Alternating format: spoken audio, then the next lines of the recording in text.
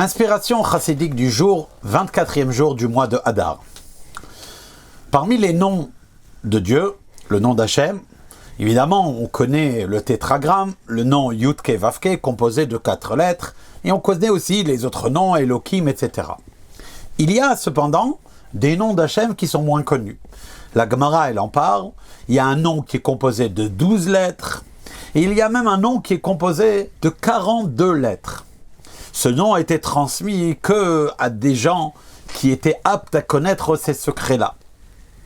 Le nom de 42 lettres de Dieu représente l'énergie divine qui se manifeste lorsque il y a une élévation d'une situation à une nouvelle situation, pour un nouveau début.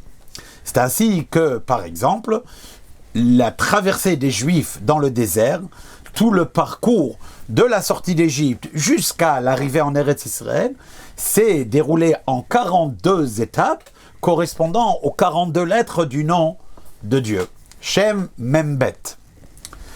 Rabbi Nechonia ben Hakana, un des élèves de Rabbi Yochanan ben Zakkai, a composé une prière qui, dans les initiales, nous enseigne, nous rapporte ce nom de Hachem. La prière, c'est la prière de Ana Bechoar Gedulat Yeminecha, etc. Et d'ailleurs, c'est la raison pour laquelle, lorsque on regarde cette prière, on voit très clairement qu'il y a 7 phrases. Chaque phrase est composée de 6 lettres. Et dans la plupart des sidours, à la fin de chaque phrase, sont écrits les initiales de cette phrase. Par exemple, pour la première phrase, on a les lettres Aleph, Bet, Gimel, Yud, Taf, Tzadik. Pour la deuxième phrase, on a Kuv, Resh, Ain, Sin, Tet, Nun.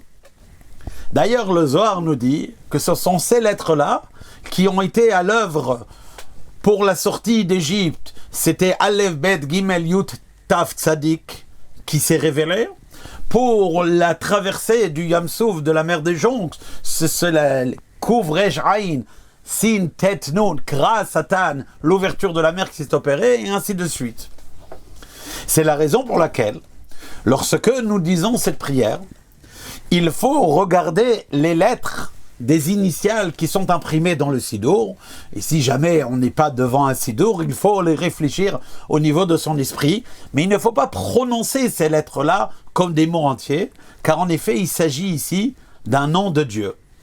La preuve d'ailleurs en est qu'il s'agit d'un nom de Dieu, c'est que lorsqu'on termine de dire la prière de Ana Bechoar Gedulat Yemincha, etc., on termine à voix basse avec la phrase Baruch Shem Kevod Machuto Leolam Vaed, phrase qu'on récite habituellement après qu'on a dit le nom de Dieu, afin de ne pas prononcer le nom d'Hachem en vain.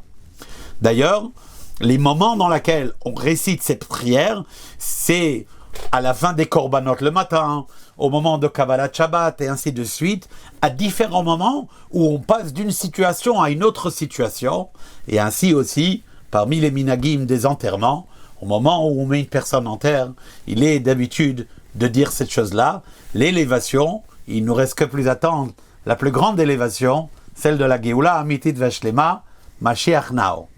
Kol Tov.